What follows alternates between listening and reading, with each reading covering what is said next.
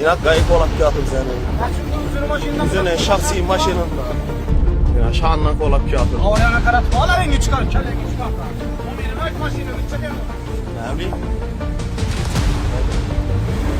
Allah kamera kal. Kamera kal. Ya. Kuni kecha ijtimoiy tarmoqlarda keng muhokamalarga sabab bo'layotgan ushbu Labo rusumli transport avtomashina haydovchisi avtomashinasining yukxonasiga baliq mahsulotlarini ortib, ushbu avtomashina yukxonasidan yo'llarni ifloslantiruvchi suvlar oqib borayotganligi bo'yicha profilaktika inspektori va yo'l patrul xizmati inspektorlari tomonidan ushbu haydovchiga to'xtash ishorasi berilgan vaqtlarda ushbu haydovchi ichki ishlar organlari xodimlarining qonuniy talabini ko'ra bila turib, to'xtamasdan harakatni davom qildirgan. Ushbu huquqbuzar haydovchimizni harakatlariga chek qo'yish va boshqa huquqbuzarlikni sodir qilishini oldini olish maqsadida hududiy profilaktika inspektorining shaxsiy avtomashinasida yo'l patrul xizmati inspektorlari bilan hamkorlikda oxirgi zarurat holatlarini qo'llab, izidan kuzatib borishgan.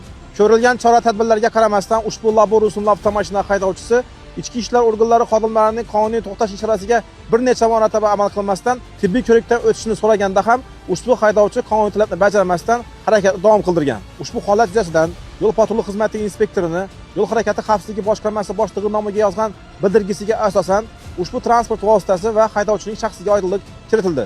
Stressdan nerishtatib gapirdik. Shuna qonuniy talabına javob bera olmadik, to'xtamadik. Qilgan aybim bo'yicha chora ko'rildi.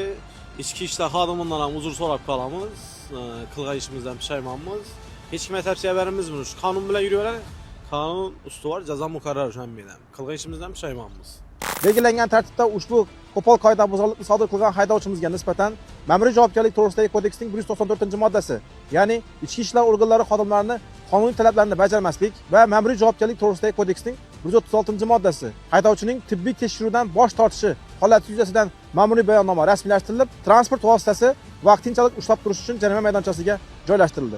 Endilikda ushbu qo'pol qoidabuzarlikni sodir qilgan haydovchiga nisbatan sud organlari tomonidan qilgan qoidabuzarliklari yuzasidan huquqiy baho berilishi ta'minlanadi. Shu o'rinda barcha harakat ishtirokchilaridan, ayniqsa haydovchilarimizdan yo'llarda harakatlanganda yo'l harakati qoidalariga qat'iy rioya qilishliklarini so'rab qolamiz.